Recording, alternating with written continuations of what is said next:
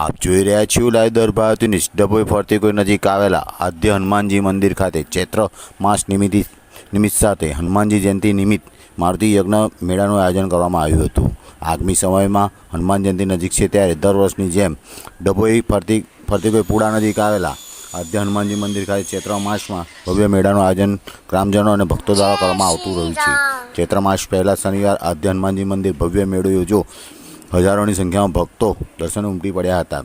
દર્શન કરી ધન્યતા અનુભવી હતી। આ પ્રસંગે મંદિર પરિસરમાં મારુતિ યજ્ઞ યોજ્યો હતો, જેમાં 5 યજમાનો ભાગ લીધો હતો।